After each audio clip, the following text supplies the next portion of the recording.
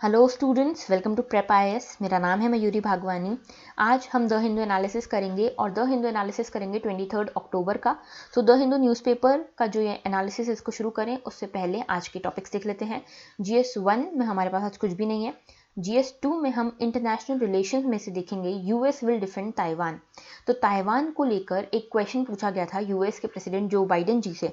तो उन्होंने उनसे क्वेश्चन ये पूछा गया था कि क्या अगर चाइना ताइवान के ऊपर अटैक करता है तो आप उसे प्रोटेक्ट करेंगे, आप उसे डिफेंड करेंगे। तब यूएस के जो प्रेसिडेंट है जो बाइडेन, उन्होंने कहा कि हाँ, हम उसे प्रोटेक्ट करेंगे। ठीक है, तो ये पूरा इशू क्या है और ताइवान का क्या इशू है, ये क्या बैकग्राउंड है, क्या कंट्रोवर्सी है, इसको पूरी चीज़ को देखेंगे। देन आईआर में ही उइघुर मुस्लिम्स, तो उइघुर मुस्लिम्स कौन है और इनका क्या इशू है इसको देखेंगे। GS3 में हम एनवायरनमेंट में development that is mindful of nature, तो ये इशू क्या है, ये एक एडिटोरियल है द हिंदू में आया है और इसमें केरला की केस स्टडी से समझाया गया है कि development is not synonymous with economic growth. तो इकोनॉमिक ग्रोथ और डेवलपमेंट दो अलग अलग चीज़ें हैं, इसको कैसे समझना है वो हम देखेंगे इस एडिटोरियल के थ्रू।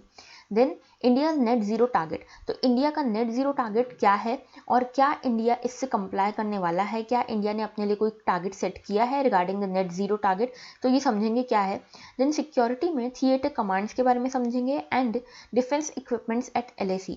तो LAC पे हमारी आर्मी, हमारी मिलिट्री ने कौन कौन से डिफेंस इक्विपमेंट्स यहाँ पे इंस्टॉल किए हैं for the protection of our territory, उसको देखेंगे हम यहाँ पे। एंड देन GS4 में आज के एथिक्स डोज में हम देखेंगे कॉन्फ्लिक्ट ऑफ इंटरेस्ट को। ऑलराइट, आगे बात करते हैं। देखो, आज का पहला आर्टिकल है ये, India weighs net zero target ahead of COP यानी कि कॉप। कॉप क्या है? Conference of parties. तो देखो UNFCCC की, मैंने आपको पहले ही बताया था इसके बारे में, UNFCCC, ठीक है, United nation framework convention on climate change. तो इसकी हर साल एक मीटिंग होती है जिसको हम कहते हैं कॉन्फ्रेंस ऑफ पार्टीज। ठीक है, इस कॉन्फ्रेंस ऑफ पार्टीज की 26th मीटिंग यानी कि 26th कॉप जो होनी है वो ग्लासगो में होनी है। ठीक है, जो कि पड़ता है यूके, यूनाइटेड किंगडम्स में। तो यहाँ पे ये मीटिंग होनी है, तो उसको लेकर ऑलरेडी पहले से बहुत सारी चीज़ें चल रही हैं। तो उसमें एक नई चीज़ जुड़ी है कि इंडिया क्या करेगा नेट ज़ीरो टारगेट को लेकर। तो देखो, सबसे पहले हम देखते हैं 2015 में कॉप 21 हुई थी। ठीक है, कॉप 21 यानी कि 21st मीटिंग हुई थी UNFCCC की। ठीक है, और यहाँ पे क्या डिसाइड होता है, यहाँ पे एक पेरिस पैक्ट आया था जिसके बारे में मैं बहुत बात करती हूँ। आई होप आप सभी को अब तक तो रट गया होगा पेरिस पैक्ट के बारे में। तो देखो, यहाँ पे पेरिस पैक्ट आया था या पेरिस एग्रीमेंट आप इसको कह सकते हो। इस एग्रीमेंट में ये कहा गया था कि हम यहाँ पे अर्थ का जो क्लाइमेट चेंज हो रहा है उसमें अर्थ के इस क्लाइमेट चेंज को, इस टेम्परेचर राइज को, जो टेम्परेचर राइज हम देख रहे हैं, इस टेम्परेचर राइज को हम रोकने की कोशिश करेंगे टिल 2 डिग्री सेल्सियस, यानी कि 2 डिग्री सेल्सियस से ज़्यादा टेम्परेचर ना बढ़े इसकी कोशिश करेंगे और ज़्यादा कोशिश करेंगे कि 1.5 डिग्री सेल्सियस पे ही रोक दें by the end of this century यानी कि 2100 तक। और ये किसके कंपैरिजन में? ये कंपैरिजन में प्री इंडस्ट्रियल लेवल्स की यानी कि 1850s के कंपैरिजन में।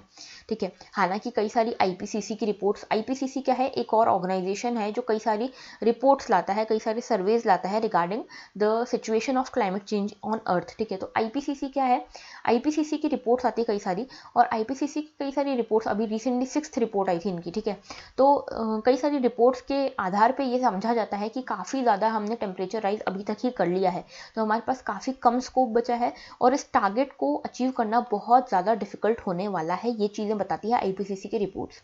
ऑलराइट, अब देखो यहाँ पे कुछ इस पेरिस पैक्ट को अडॉप्ट करने वाली कुछ 190 कंट्रीज़ थी और इसमें से कई सारी कंट्रीज़ हैं जैसे कि UK है, फ्रांस है, इन्होंने अपने नेट ज़ीरो टारगेट्स यहाँ पे इस्टेब्लिश किए हैं। अब नेट ज़ीरो टारगेट में बार बार नाम ले रही हूँ तो आपको पता होना चाहिए नेट ज़ीरो टारगेट का मतलब क्या है। इसका मतलब है जो कार्बन एमिशन हम करते हैं through various means, fossil fuels के थ्रू या इंडस्ट्रीज़ के थ्रू या व्हीकल्स के थ्रू, तो यहाँ पे इस कार्बन एमिशन को हमको इक्वल करना है टू द कार्बन सिक्वेस्ट्रेशन, यानी कि सिक्वेस्ट्रेशन, यहाँ पे वर्ड आपको पता होना चाहिए। कार्बन सिक्वेस्ट्रेशन क्या होता है? देखो, कार्बन एमिशन होता है यानी कि आप कार्बन को रिलीज कर रहे हो एटमॉस्फेयर में, और कार्बन सिक्वेस्ट्रेशन हो रहा है यानी कि आप कार्बन को एटमॉस्फेयर से लेके किसी एक जगह पे स्टोर कर रहे हो। फॉर एग्जाम्पल, अगर आप अफॉरेस्टेशन करते हो यानी कि ट्रीज लगाते हो, तो trees can be a good absorber of carbon. तो यहाँ पे जितना कार्बन आप प्रोड्यूस कर रहे हो, एमिट कर रहे हो एटमॉस्फेयर में, उतना ही कार्बन आपके पास क्षमता हो, कैपेसिटी हो कि आप एब्जॉर्ब करवा सको through forest, through trees, through oceans, ये जो कैपेबिलिटी होती है ना कार्बन सिक्वेस्ट्रेशन की, उतनी हो जितना आपका कार्बन एमिट हो रहा है उतना ही आप एब्जॉर्ब कर सको, स्टोर कर सको, यानी कि एटमॉस्फेयर से आप उसको हटा सको, उसको कहते हैं नेट जीरो टारगेट को, नेट जीरो एमिशन, बेसिकली उसको कहते हैं नेट जीरो एमिशन। अब ये नेट जीरो एमिशन क्या है, देखो एक बार यहाँ पे भी देख लो, committing to a year beyond which emission will be balanced by taking an equivalent amount of greenhouse gases from the air। तो एक आपने नेट जीरो टारगेट क्या है यहाँ पे कि आप एक ईयर सेट करो कि इसके बाद आपका जो भी कार्बन एमिशन होगा उतना ही कार्बन यहाँ पे सिक्वेस्टर हो जाएगा, या फिर उतना ही ग्रीन हाउस गैसेस आप एटमॉस्फेयर से हटाओगे, ठीक है। तो इसको लेकर यहाँ पे यूके, फ्रांस, इन सब ने अपने अपने नेट जीरो टारगेट्स इस्टेब्लिश किए हैं। इन्होंने बोला है कि हम 2050 तक नेट जीरो एमिशन के टारगेट को अचीव कर लेंगे, यूके और फ्रांस ने, ठीक है। इंडिया ने अभी तक कुछ भी इसके लिए कमिट नहीं किया है रिगार्डिंग नेट जीरो एमिशन। हालांकि इंडिया के भी अपने कुछ इंडियाज नेशनली डिटरमाइंड कॉन्ट्रीब्यूशंस, ये वॉलंटरी टारगेट्स हैं जो इंडिया ने अपने लिए सेट किए हैं, जैसे कि कोल प्लांट्स को कम करना है, या फॉसिल फ्यूल्स के एमिशन को कम करना है, कार्बन के एमिशन की इंटेंसिटी को कम करना है, ये सब इंडिया ने अपने लिए किया है। लेकिन अभी तक कोई नेट जीरो टारगेट हमने नहीं लाए हैं हम, ठीक है। हमने किसी भी नेट जीरो टारगेट से कंप्लाई करने की बात नहीं करी है। ऐसा क्यों?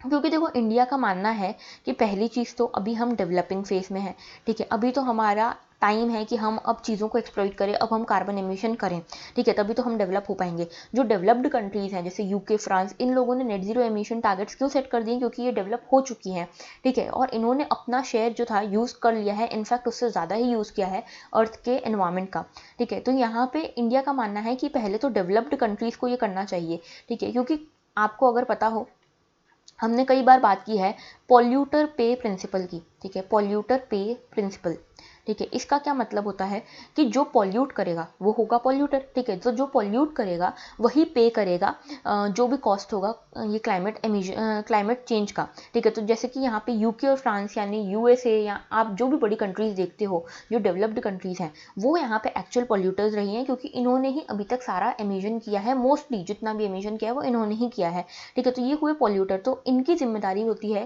पे करने की अभी, ठीक है। जब इंडिया एमिट कर लेगा तब इंडिया की जिम्मेदारी होगी, अभी इंडिया ने एमिट किया ही नहीं है उतना, तो इंडिया की जिम्मेदारी कैसे होती है? दूसरा है एक common but differentiated responsibility, common but differentiated responsibility, इसके बारे में भी हम पहले बात कर चुके हैं। इस प्रिंसिपल में क्या कहा जाता है कि कॉमन रिस्पॉन्सिबिलिटी तो है सबकी कि हम क्लाइमेट चेंज को रोकें, जैसे कि इंडिया ने भी यहाँ पे INDC साइन की अपने, ठीक है। अलग अलग कंट्रीज अलग अलग यहाँ पे मेजर्स ले रही हैं, तो हम सभी की रिस्पॉन्सिबिलिटी बनती है कि हम क्लाइमेट चेंज को रोकें। लेकिन ये रिस्पॉन्सिबिलिटी डिफरेंशिएटेड है, ठीक है, डिफरेंशिएटेड होनी चाहिए, यानी कि रिस्पॉन्सिबिलिटी तो सबकी बनती है, लेकिन ज़्यादा रिस्पॉन्सिबिलिटी किसकी बनती है? जो डेवलप्ड कंट्रीज हैं, जो पॉल्यूटर्स ऑलरेडी हैं, ठीक है। तो इनको डेवलप्ड कंट्रीज के ऊपर इसका ज़्यादा बर्डन आना चाहिए क्लाइमेट चेंज को रोकने का, या फिर ये कार्बन एमिशन को रोकने का। लेकिन हमारे ऊपर डेवलपिंग कंट्रीज के ऊपर ये बर्डन कम होना चाहिए, हालांकि जिम्मेदारी सभी की है, लेकिन हमारे ऊपर ये बर्डन कम होगा, ठीक है। तो ये common but differentiated responsibility, I hope आपको समझ आया हो, ठीक है। इसके अलावा यहाँ पे ये कहा गया है कि देखो इंडिया को ये भी थोड़ा सा भरोसा है कि जो भी कंट्रीज ये बोल रही हैं कि हम नेट जीरो एमिशन की तरफ 2050 तक आ जाएंगे, उसके ऊपर भरोसा करना इतना रिलायबल चीज़ नहीं है। ऐसा क्यों? क्योंकि देखो पेरिस पैक्ट जब हुआ था, यहाँ पे आप बात कर रहे थे हम, तो जब पेरिस पैक्ट हुआ था तब भी हमने देखा था कि बहुत सारी जो डेवलप्ड कंट्रीज थी उन्होंने एक प्लेज ली थी कि हम $100 बिलियन को मोबिलाइज करेंगे, सो दैट इस $100 बिलियन को यूज़ किया जा सके क्लाइमेट स्मार्ट इंफ्रास्ट्रक्चर को डेवलप करने के लिए डेवलपिंग कंट्रीज में। लेकिन अभी तक ऐसा नहीं हुआ है। डेवलप्ड कंट्रीज ने बोला था हम $100 बिलियन देंगे, लेकिन अभी तक नहीं दिए हैं, ठीक है। हर बार बात होती है फाइनेंस सिस्टम की, लेकिन होता कुछ भी नहीं है। तो क्या भरोसा कि 2050 तक ये लोग अचीव करें भी कि ना करें? तो इंडिया क्यों अपने ऊपर ज़बरदस्ती कोई बर्डन ले नेट जीरो एमिशन का? ऑलराइट, तो ये चीज़ यहाँ पे कही गई है, और इसके रिगार्डिंग कुछ और बातें कही गई है, मैं आपको समझाती हूँ, एक मिनट। देखो यहाँ पे ये भी कहा गया है कि अगर आप ये नेट जीरो एमिशन की तरफ जाते हो ना, तो आपके नेट जीरो एमिशन की तरफ जाने के कुछ कॉस्ट आपको पे करनी पड़ेगी, जैसे कि आपको फॉसिल फ्यूल्स का यूज़ यहाँ पे कम करना पड़ेगा।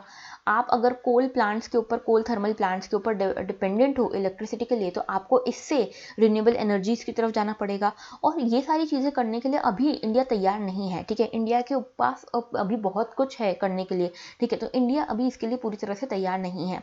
अच्छा, एक चीज़ यहाँ पे ये भी कही कही गई है कि साइंटिस्ट जो हैं बड़े बड़े एक्सपर्ट्स हैं उनका मानना है कि 1.5 डिग्री सेल्सियस का जो आपने टारगेट सेट किया है ना पेरिस पैक्ट में, कि हमको 1.5 डिग्री सेल्सियस पे ही टेम्परेचर राइज को रोकना है, सभी कंट्रीज़ ने इसके लिए प्लेज किया है, 190 कंट्रीज़ ने, अभी हमने बात की थी।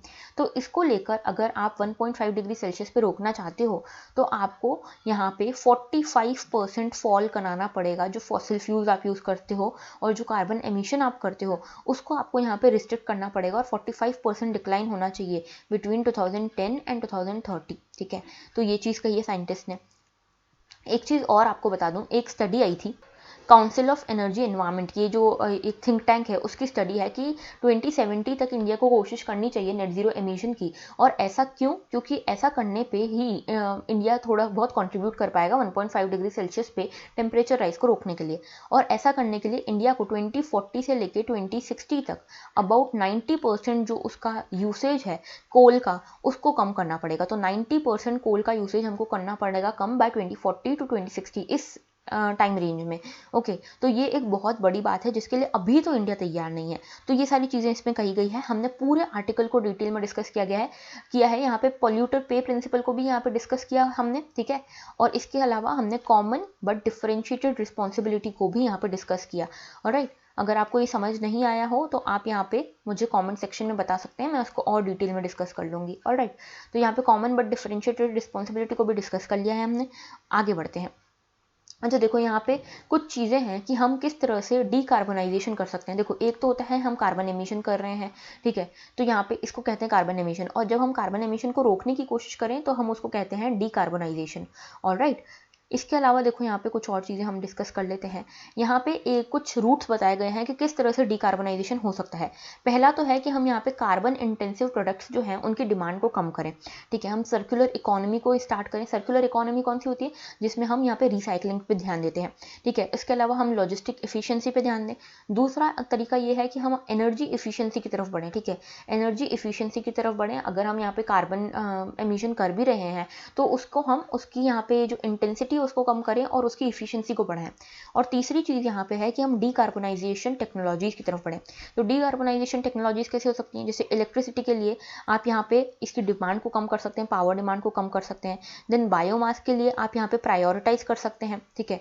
जैसे कि आप यहाँ पे बायोमास कहाँ कहाँ यूज़ करने वाले हैं, जैसे एविएशन सेक्टर में वगैरह में आप यूज़ कर सकते हैं। फिर कार्बन कैप्चर की एक टेक्नोलॉजी होती है और एक हाइड्रोजन, आप यहाँ पे हाइड्रोजन को यूज़ कर सकते हैं फॉर पावर जनरेशन। ऑलराइट, तो ये सारे आप तरीके यूज़ कर सकते हैं डीकार्बोनाइजेशन के लिए या फिर कार्बन एमिशन को कम करने के लिए। और ये रूट्स जो हैं ये हमको नेट ज़ीरो एमिशन की तरफ भी ले जा सकते हैं। ओके, आगे बढ़ते हैं। तो देखो यहाँ पे इंडियन एयरफोर्स जो है, इंडियन एयरफोर्स की न्यूज़ की बात कर रही हूँ मैं, है ना। इंडियन एयरफोर्स जो है इन्होंने अपना कोई एक इंडियन एयरफोर्स कॉन्क्लेव किया था, ठीक है। 50 ईयर्स हुए ना हमको 1971 वॉर को। तो 1971 की वॉर को 50 ईयर्स होने के उपलक्ष्य में एक इंडियन एयरफोर्स की एक कॉन्क्लेव किया गया। उसमें राजनाथ सिंह ने ये कहा है कि हम यहाँ पे इंटीग्रेटेड थिएटर कमांड्स की तरफ अब बढ़ने की कोशिश करेंगे। ऑलराइट, तो ये इंटीग्रेटेड थिएटर कमांड्स जो हैं ये क्यों आ रहे हैं इसकी पहले बात कर लेते हैं, फिर आते हैं वापस न्यूज़ पे। तो देखो, इंटीग्रेटेड थिएटर कमांड, पहले तो ये क्या होते हैं इसको समझो। इंटीग्रेटेड थिएटर कमांड्स, ठीक है, तो ये क्या होते हैं? सबसे पहले तो देखो ये यूनिफाइड कमांड्स है, ठीक है। तीनों सर्विसेज है जो आर्मी, नेवी और एयरफोर्स, इन तीनों सर्विसेज के यूनिफाइड कमांड को हम इंटीग्रेटेड थिएटर कमांड कहते हैं। और एक यूनिफाइड कमांड जो है, एक सिंगल कमांड जो है, इसको एक सिंगल कमांडर हेड करते हैं, ठीक है। और ये अलग अलग जोग्राफिकल एरियाज के लिए हो सकता है या फिर अलग अलग फंक्शंस के बेसिस पे भी बनाया जा सकता है। तो तीनों आर्मी, नेवी और एयरफोर्स ये तीनों अपने अपने रिसोर्सेज को यहाँ पे इंटीग्रेट करेंगी, ठीक है, अपनी अपनी कैपेबिलिटीज़ को इंटीग्रेट करेंगी और ये एक जो सिंगल कमांडर है उनके अंतर्गत लाई जाएंगी। इसको कहते हैं इंटीग्रेटेड कमांड। तो बेसिकली यहाँ पे करने की क्या कोशिश कर रहे हैं? यहाँ पे कोऑर्डिनेट करने की कोशिश कर रहे हैं। तीनों जो सर्विसेज हैं उसके बीच में कोऑर्डिनेशन बढ़े, प्लानिंग अच्छी हो, मिलिट्री रिस्पॉन्स अच्छा हो सके, इसके लिए ये इंटीग्रेटेड कमांड बनाने की बात चल रही है। ओके, तो जो कमांडर होगा ना, सिंगल कमांडर, ये सभी फोर्सेस को अपने डिस्पोजल पे रख सकता है सीमलेस इफिशिएंसी के लिए, एफिकेसी के लिए। और ये जो इंटीग्रेटेड थिएटर कमांडर होगा ये आंसरेबल नहीं होगा इंडिविजुअल सर्विसेज को। तो ये आपको पता होना चाहिए। देखो ये प्रीलिम्स में पूछ सकते हैं आपसे, स्टेट पीएससी के या फिर यूपीएससी के, ठीक है। तो ये इंडिविजुअल कमांडर्स जो हैं, इंडिविजुअल सर्विस के कमांडर्स जो हैं, उनको यहाँ पे आंसरेबल नहीं होगा। अच्छा, अब ये बनाने की क्या जरूरत है? तो प्लानिंग के लिए, बेटर रिस्पॉन्स के लिए, बेटर कोऑर्डिनेशन के लिए, ठीक है। और यहाँ पे क्या होगा, इनिशियली तो भले थोड़ा सा इमीडिएट कॉस्ट थोड़ा ज़्यादा हो सकता है इंटीग्रेटेड कमांड बनाने का, लेकिन ओवर द टाइम ये कॉस्ट इफेक्टिव होगा, ठीक है। लॉन्ग टर्म में ये कॉस्ट इफेक्टिव होगा, क्योंकि देखो यहाँ पे क्या किया जाएगा, सारे ही रिसोर्सेज जो हैं इनको एक तरह से पूल किया जाएगा, ठीक है। पूल किया जाएगा यानी कि साथ में लाया जाएगा तीनों सर्विसेज के रिसोर्सेज को। और अगर कुछ एक्विजिशन करना है, कुछ डिफेंस प्रोक्योरमेंट करना है, तो उसमें भी तीनों सर्विसेज साथ में मिलकर कर सकती हैं। तो डिसीजंस लेना आसान होगा। अब देखो कुछ बजट अलोकेट किया जाता है डिफेंस के लिए, ठीक है। अब उसमें तीनों कमांडर्स जो हैं, तीनों सर्विसेज, आर्मी, नेवी और एयरफोर्स, इन तीनों के जो कमांडर्स हैं उनमें थोड़ा कोऑर्डिनेशन नहीं हो पाता कि हमको ये चाहिए, कोई बोलता है हमको ये चाहिए, कोई बोलता है हमको ये चाहिए। अलग अलग डिफेंस इक्विपमेंट्स की डिमांड आती हैं। तो अगर तीनों की एक इंटीग्रेटेड कमांड रहेगी तो उसमें तीनों के बेसिस पर डिसाइड किया जाएगा विद कोऑर्डिनेशन एंड कंसेंसस कि क्या प्रोक्योर करना है। तो डिफेंस एक्विजिशन के लिए भी ये हेल्पफुल होगा। इसके अलावा एक यूनिफाइड अप्रोच होगी फ्यूचर वॉर्स के लिए। तो फ्यूचर वॉर्स में हम कोऑर्डिनेट कर पाएंगे, ठीक है।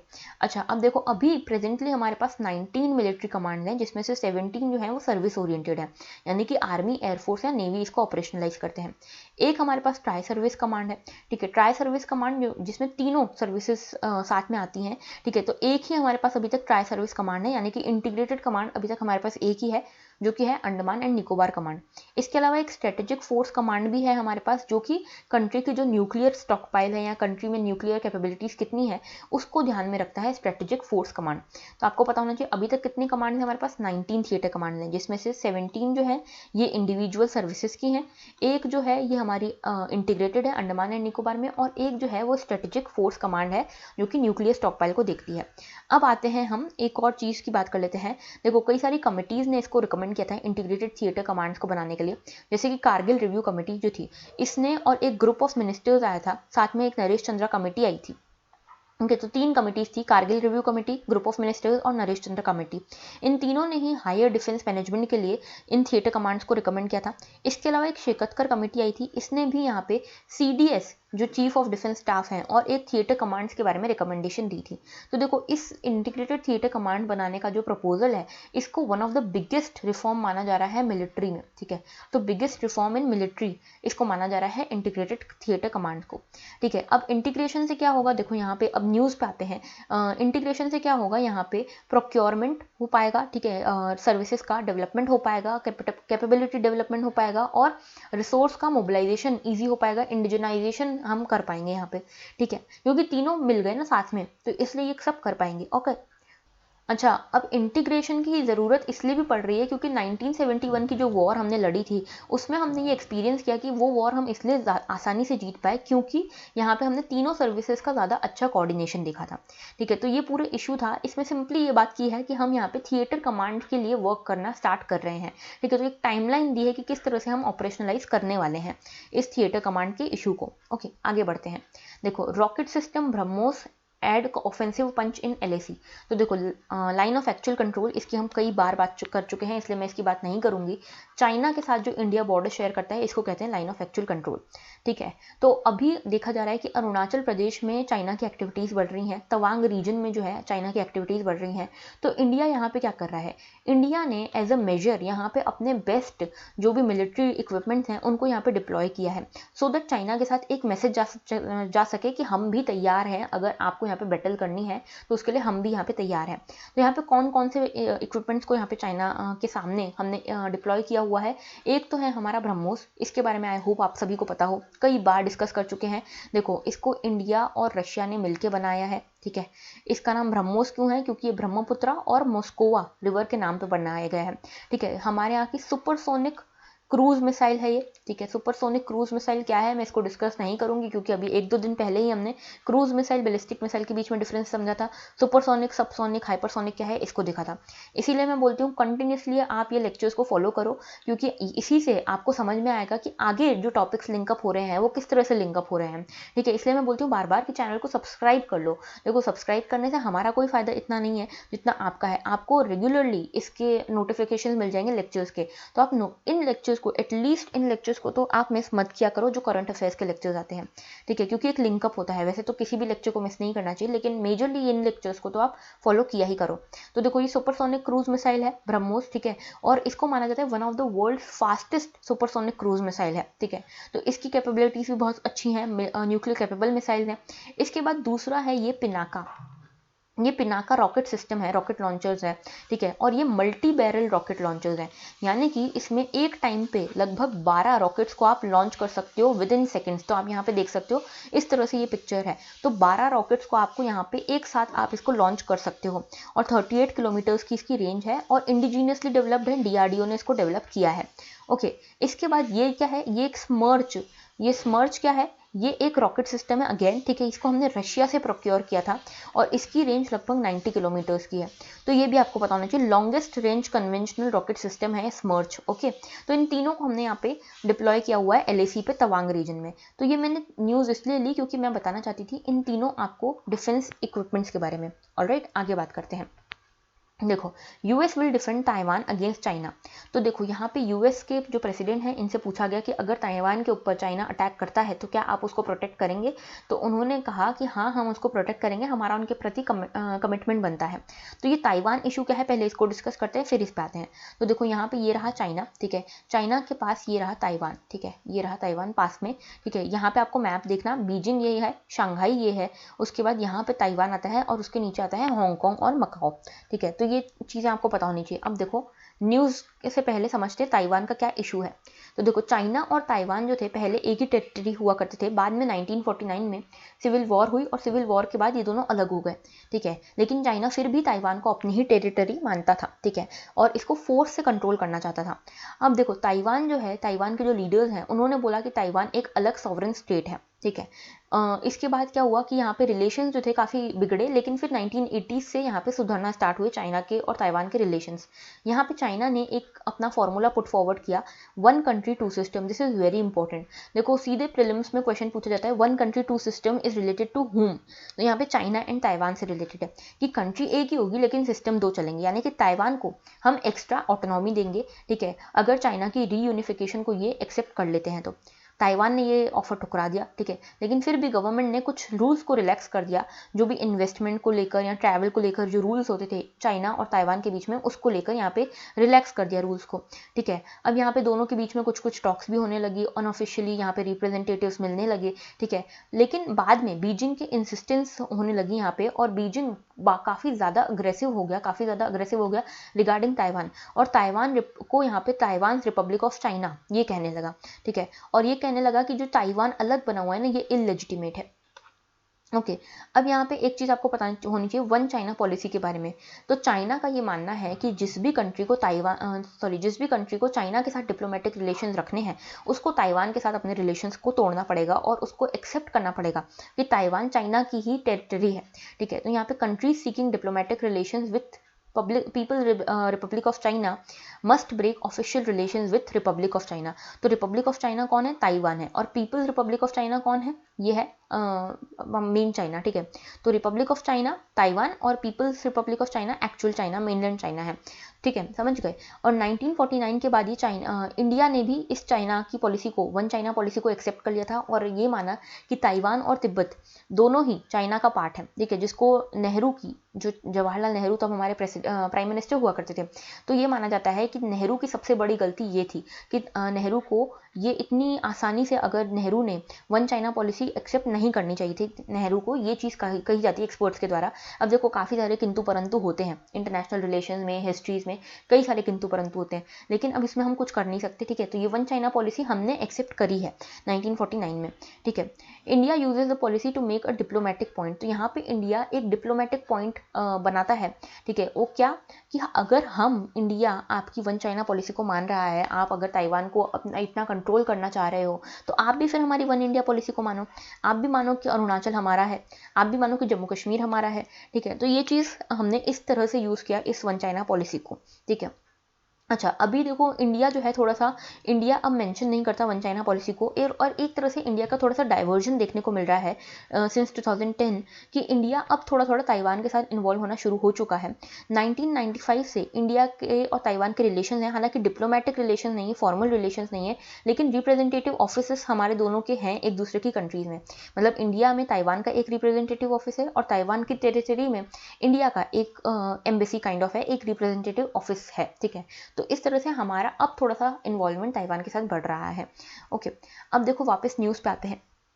तो देखो यहाँ पे यूएस ने ये कहा है कि चाइना के साथ देखो चाइना यहाँ पे गलत कर रहा है, और चाइना काफ़ी ज़्यादा यहाँ पे अत्याचार कर रहा है ताइवान के ऊपर भी और उइघुर मुस्लिम्स के ऊपर भी, इसको हम देखेंगे अभी, ठीक है। तो हम यहाँ पे हमारी रिस्पॉन्सिबिलिटी बनती है कि हम यहाँ पे डेमोक्रेसी को प्रमोट करें और डेमोक्रेटिक कंट्रीज़ को यहाँ पे प्रमोट करें, तो इसीलिए हम ताइवान के साथ खड़े होंगे, ठीक है। और यहाँ पे देखो एक चीज़ ये मानी जा रही है, देखो एक चीज़ ये भी है कि यहाँ पे पहले जो यूएस है वो एक पॉलिसी फॉलो करता था जिसको कहते थे स्ट्रेटेजिक एम्बिग्विटी।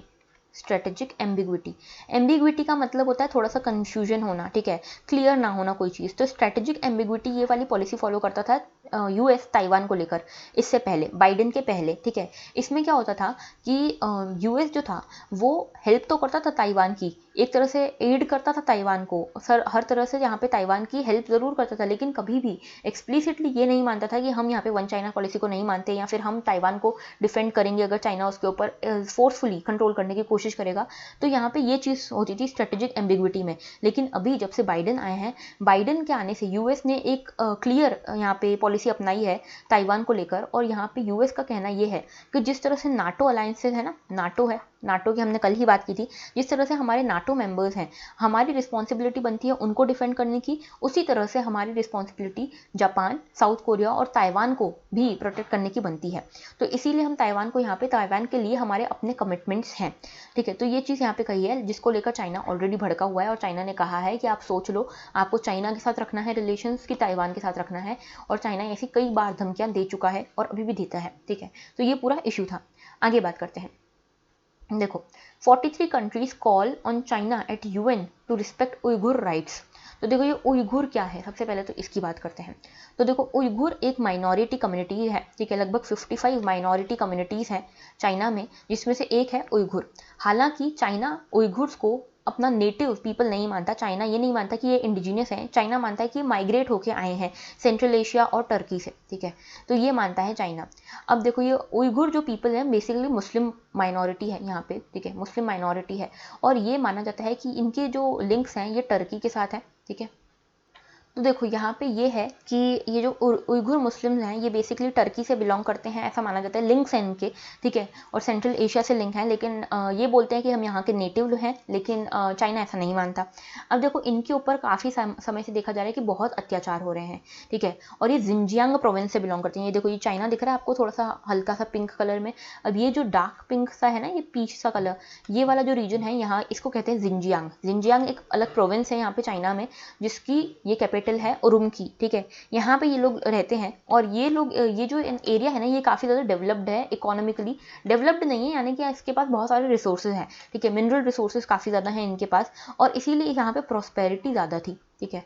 अब क्या हुआ उसके बाद, यहाँ पे प्रॉस्पेरिटी ज़्यादा थी और चाइना इनको मानता नहीं था, और एक तो माइनॉरिटी भी है तो इतनी ज़्यादा इनके पास स्पीच की पावर है नहीं, ठीक है। तो यहाँ पे चाइना की जो मेनलैंड चाइना है, इसके जो लोग हैं जिनको हैन चाइनीज़ कहा जाता है या हान चाइनीज़ कहा जाता है, ये लोग यहाँ पे माइग्रेट करने लगे, ठीक है, for better employment opportunities, for better prosperity, ये सारी चीज़ों के लिए ये लोग यहाँ पे माइग्रेट करने लगे, और यहाँ की डेमोग्राफी पूरी तरह से बिगड़ गई, ठीक है। यहाँ पे जो ये उइघुर मुस्लिम्स हुआ करते थे वो माइनॉरिटी माइनॉरिटी में आ गए और ये लोग मेजॉरिटी में आ गए, हान चाइनीज़ जो थे वो मेजॉरिटी में आ गए। तो इनके बीच में काफ़ी ज़्यादा कॉन्फ्लिक्ट भी हुआ, क्योंकि यहाँ पे उइघुर जो मुस्लिम्स हैं उनकी जो एम्प्लॉयमेंट अपॉर्चुनिटीज़ हुआ करती थी या जो भी प्रॉस्पेरिटी हुआ करती थी वो घटने लगी बिकॉज ऑफ हान चाइनीज़। तो इनके बीच में काफ़ी ज़्यादा वायलेंट कोलिजन्स भी हुए, वायलेंस हुआ इनके बीच में, ठीक है। 2009 से ये वायलेंस स्टार्ट हुआ जो आज तक चल रहा है। और आज तो उइघुर मुस्लिम्स को इतना ज़्यादा दबा दिया गया है कि इनके, एक तो देखो ये जो है ना ये मैंडरीन नहीं बोलते, ठीक है, जो इनकी चाइनीज़ लैंग्वेज है ना उसको यहाँ पे नहीं यूज़ करते, इनकी अपनी अलग लैंग्वेज है, ठीक है। एक तो ये हो गया, इनका अपना कल्चर है, ये हो गया, ठीक है। इनको यहाँ की इकोनॉमिक अपॉर्चुनिटीज़ का फ़ायदा उठाना चाहिए, यहाँ पे इनको लगता है कि ये हमारा हक है कि यहाँ की इकोनॉमिक अपॉर्चुनिटीज़ का हम फ़ायदा उठाएं, ठीक है। तो यहाँ पे हान चाइनीज़ इनकी इकोनॉमिक अपॉर्चुनिटीज़ ले जा रहे हैं, उसके बाद इनको काफ़ी ज़्यादा दबाया जा रहा है, काफ़ी ज़्यादा सप्रेस किया जा रहा है, काफ़ी ज़्यादा फोर्स्ड लेबर में इनको इन्वॉल्व किया जा रहा है, ठीक है। काफ़ी ज़्यादा इनका इम्प्रिजनमेंट हो रहा है वहाँ के कैंप्स में। और एक चीज़ और कि चाइना ऐसी एलिगेशंस लगाता है कि जो उइघुर मुस्लिम्स हैं यहाँ पे एक ईस्ट तुर्किस्तान बनाना चाहते हैं, ठीक है, एक अलग कंट्री बनाना चाहते हैं ईस्ट तुर्किस्तान नाम की, ठीक है। और ये बनाने से रोकने के लिए मैं इनको थोड़ा बहुत कंट्रोल करता हूँ। चाइना की गवर्नमेंट ये कहती है कि हम इनको इसलिए कंट्रोल करते हैं क्योंकि ये सेसेशनिस्ट टेंडेंसीज को प्रमोट कर रहे हैं हमारे देश में। लेकिन हाँ ये है कि ये ईस्ट तुर्किस्तान बनाना चाहते हैं, इनका है कि हमको अलग कंट्री चाहिए क्योंकि हमारे ऊपर इतना ऑपरेशन हो रहा है, इतना सप्रेस किया जा रहा है को। लेकिन इसके अलावा भी चाइना इनके ऊपर कई तरह के एक्सप्लॉयटेशन इनका करता है, कई सारे अत्याचार इसके ऊपर होते हैं। तो जैसे कि हमने डिस्कस किया, उइघुर क्या है, मुस्लिम माइनॉरिटी कम्युनिटी है, ठीक है। टर्की से इसके लिंक्स माने जाते हैं, जिनजियांग प्रोविंस में ये रहते हैं, ठीक है। और जिनजियांग क्या है, एक ऑटोनॉमस रीजन है चाइना का, और ये जो है ये लार्जेस्ट रीजन है जहाँ पे मिनरल्स बहुत ज़्यादा मिलते हैं, ठीक है। 8 कंट्रीज़ के साथ ये अपनी बॉर्डर्स को शेयर करता है, ठीक है, जिसमें इंडिया के साथ भी इसकी बॉर्डर शेयर होती है, जो वाघन कॉरिडोर है, वाखन कॉरिडोर, इसमें इसके साथ हमारी बॉर्डर शेयर होती है अफगानिस्तान और इंडिया की, ठीक है, इस कॉरिडोर पे। इसके अलावा यहाँ पे 2009 से वायलेंस स्टार्ट हुआ था, जिसके बाद कई सारे राइट्स हुए हैं, कई सारे लोगों की जान गई है, ठीक है। और बीजिंग ये कहता है कि उइघुर मुस्लिम्स जो हैं ये वो यहाँ पे अपना एक इंडिपेंडेंट स्टेट बनाना चाहते हैं जिसमें पाकिस्तान हो सकता है इनकी हेल्प करे, तो इसीलिए हम इनको दबा रहे हैं। तो देखो इसलिए इस पर हम कंट्रोल कर रहे हैं। तो चाइना जो कि इतना अच्छा दोस्त है पाकिस्तान का, उसको खुद को पाकिस्तान पर भरोसा नहीं है, ठीक है। तो देखो इस तरह का यहाँ पे काम चल रहा है। तो कुल मिला के यहाँ पे न्यूज़ में ये था कि 43 कंट्रीज साथ में आई हैं और इन्होंने ये कहा है कि जो मुस्लिम पॉपुलेशन, जो उइघुर पॉपुलेशन के ऊपर अत्याचार हो रहे हैं उनको रोकना चाहिए। और यूएस के साथ कई सारी यूरोपियन कंट्रीज़, कई सारी एशियन कंट्रीज़ मिलके यहाँ पे ये एक डिक्लेरेशन पास करना चाहती हैं कि यहाँ पे ये डिक्लेरेशन पास करना चाहती है कि जो चाइना में उइघुर मुस्लिम्स के ऊपर अत्याचार हो रहे हैं वो रोके जाएं। और एक तरह से इन्होंने ब्लेम भी किया है, एक्यूज भी किया है चाइना को, और इसके लिए एक डिक्लेरेशन भी लेकर आए हैं। और ये मान रहे हैं कि यहाँ पे एक एथनिक क्लिनजिंग हो रही है, ठीक है, एथनिसिटी के बेसिस पे यहाँ पे क्लिनजिंग की जा रही है यहाँ की पॉपुलेशन की। और कुछ रिपोर्ट्स तो ये भी कहती हैं कि जो नाजी जर्मनी था उसमें जो अत्याचार हुए थे ज्यूज के साथ, उससे भी ज़्यादा खतरनाक अत्याचार हो रहे हैं यहाँ पे उइघुर मुस्लिम्स के साथ, ठीक है। तो ये आपको पता होना चाहिए ये पूरा इशू। आगे बात करते हैं। देखो ये न्यूज़ हमारे काम की उतनी है नहीं, देखो यूपीएससी के पर्सपेक्टिव से ये न्यूज़ उतनी काम की नहीं है, लेकिन मैंने ये न्यूज़ क्यों ली है, क्योंकि यहाँ पे एक टास्क है आपके लिए, ठीक है। थोड़ा बहुत मैं ये कोशिश करूँगी कि आपको मैप्स से थोड़ा सा फेमिलराइज कर सकूँ मैं, ठीक है, फेमिलियर हो सको आप मैप्स के थ्रू। तो यहाँ पे आपका ये देखो न्यूज़ क्या है, पहले ये बात करते हैं। बर्बाडोस ये एक कंट्री है, ठीक है, सेंट्रल अमेरिकन कंट्री है बर्बाडोस। इसने अपना पहला प्रेसिडेंट यहाँ पे इलेक्ट किया है, ठीक है। तो यहाँ पे जो ब्रिटेन की क्वीन एलिजाबेथ II का रूल होता था उसको छोड़ के यहाँ पे बर्बाडोस जो है वो यहाँ पे एक अपना अलग प्रेसिडेंट इन्होंने इलेक्ट किया है। तो यहाँ पे ये तो न्यूज़ थी, इतनी इंपॉर्टेंट हमारे लिए न्यूज़ नहीं है। आपके लिए इंपॉर्टेंट ये है कि आप मैप में देख के आओगे सेंट्रल अमेरिकन कंट्रीज़ को, ठीक है, सेंट्रल अमेरिकन कंट्रीज़ को देख के आओगे और बारबाडोस की लोकेशन देखोगे आप, ठीक है। बारबाडोस कहाँ पे है, इसके आसपास कौन कौन सी वाटर बॉडीज पड़ती हैं, कौन कौन सी आसपास कंट्रीज पड़ती हैं, ये आप जो भी मैप है आपके पास, ठीक है, एटलस है, उसमें इसको आप देख के आओगे, सो दैट थोड़ा सा आप एटलस के साथ फेमिलराइज हो जाओगे, ठीक है। आगे बात करते हैं। देखो ये आज का एडिटोरियल है, development that is mindful of nature. तो इस एडिटोरियल में बताया गया है कि डेवलपमेंट जो है that is not synonymous, development is not synonymous to economic growth. तो इकोनॉमिक ग्रोथ अलग चीज़ है और डेवलपमेंट दो अलग चीज़ें हैं, ठीक है, ये दोनों अलग अलग चीज़ें हैं। इकोनॉमिक ग्रोथ डेवलपमेंट का पार्ट ज़रूर हो सकता है, लेकिन इकोनॉमिक ग्रोथ अकेला डेवलपमेंट नहीं है। इसमें केरला की केस स्टडी ली गई है कि केरला में किस तरह से फ्लड्स आ रही हैं, और इस फ्लड्स आने के कारण हमको यहाँ पे सीरियसली रिव्यू करने की कोशिश करनी चाहिए, सीरियसली रिव्यू करने की ज़रूरत है लैंड यूज पैटर्न को, कि यहाँ पे इतनी फ्लड्स आ क्यों रही हैं। तो देखो सबसे पहले तो आपको पता होगा कि केरला जो है वो ये देखो ये है वेस्टर्न घाट्स, ठीक है, और इस रीजन में पड़ता है केरला। तो केरला काफ़ी ज़्यादा इकोलॉजिकली फ्रेजाइल एरिया है यहाँ पे, क्योंकि वेस्टर्न घाट्स काफ़ी ज़्यादा है यहाँ पे, ठीक है। तो इकोलॉजिकली फ्रेजाइल एरिया है और इसका लैंड यूज पैटर्न जो है काफ़ी अनसस्टेनेबल हो गया है केरला में, ठीक है, इसलिए इसको सीरियसली रिव्यू करने की ज़रूरत है। अब यहाँ पे पॉपुलेशन डेंसिटी बहुत ज़्यादा है। हमारी जो इंडिया की एवरेज पॉपुलेशन डेंसिटी है वो है 368 पीपल पर किलोमीटर, पर स्क्वायर किलोमीटर, लेकिन यहाँ पे 860 पीपल पर स्क्वायर किलोमीटर यहाँ की डेंसिटी, यानी कि पॉपुलेशन बहुत ज़्यादा है, इसलिए प्रेशर जो है ना लैंड पे वो बहुत ज़्यादा है। अब यहाँ पे लैंड यूज चेंज कैसे हो रहा है ये हमको समझने की ज़रूरत है।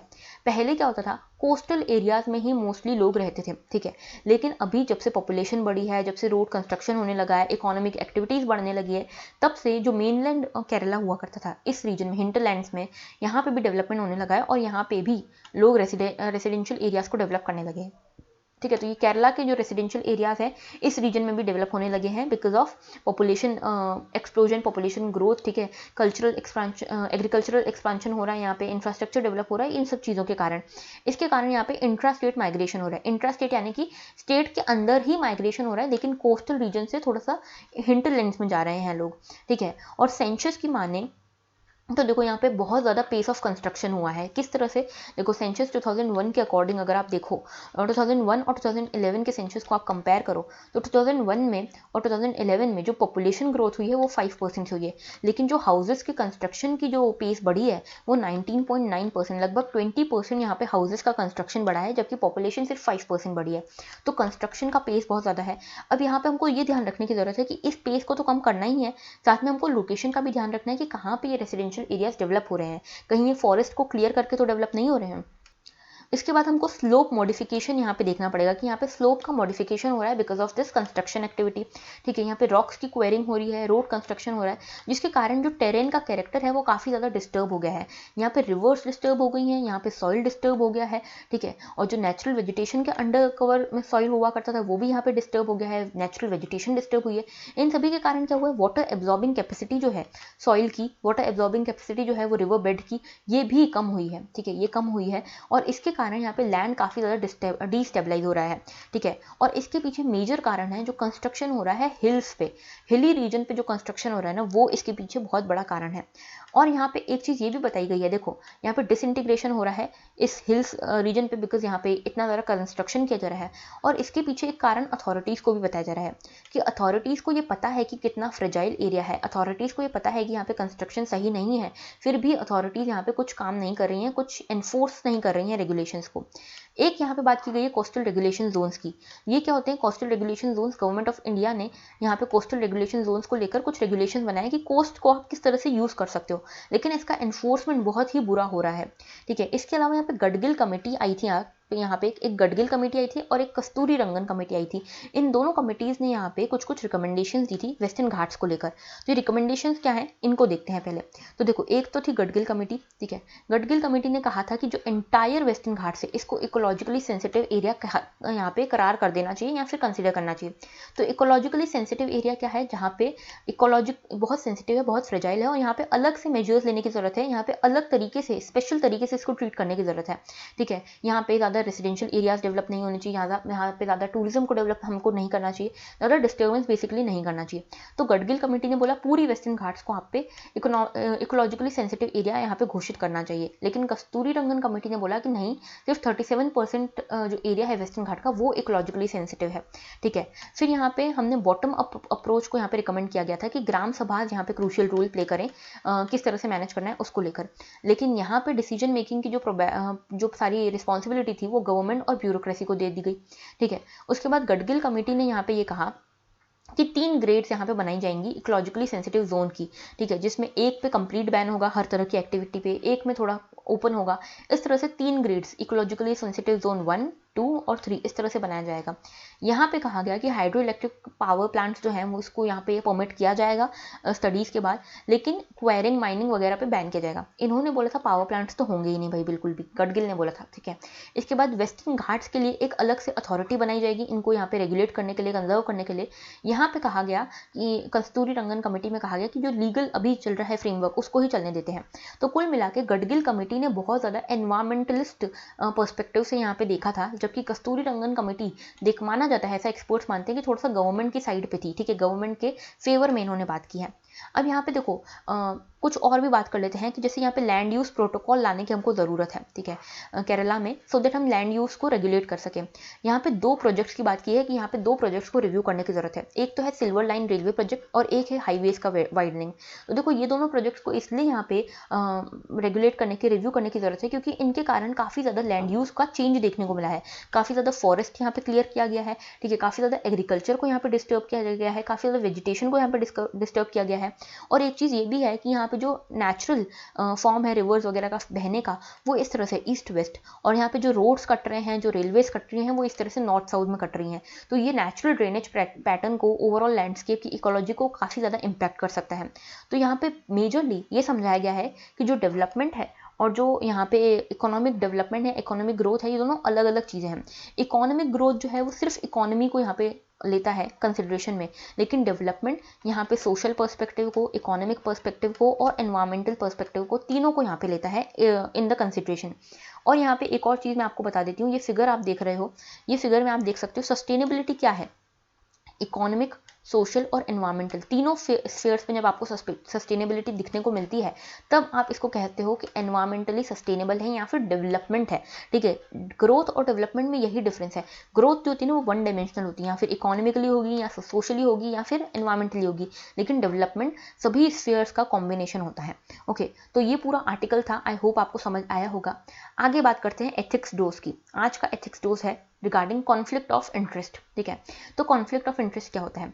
कॉन्फ्लिक्ट ऑफ इंटरेस्ट का बेसिक मीनिंग है कि आपकी प्रोफेशनल कैपेसिटी को आप यूज़ करो, गलत तरीके से यूज़ करो फॉर योर पर्सनल गेन्स, ठीक है। तो पर्सनल गेन्स के लिए या प्राइवेट इंटरेस्ट के लिए आप अपनी प्रोफेशनल कैपेसिटी को यूज़ करो, इसको बोलते हैं कॉन्फ्लिक्ट ऑफ इंटरेस्ट। तो एक ऐसी सिचुएशन जहाँ पे there can be an actual और apparent conflict between public duty and private interest और ऑफ अ पब्लिक ऑफिशियल।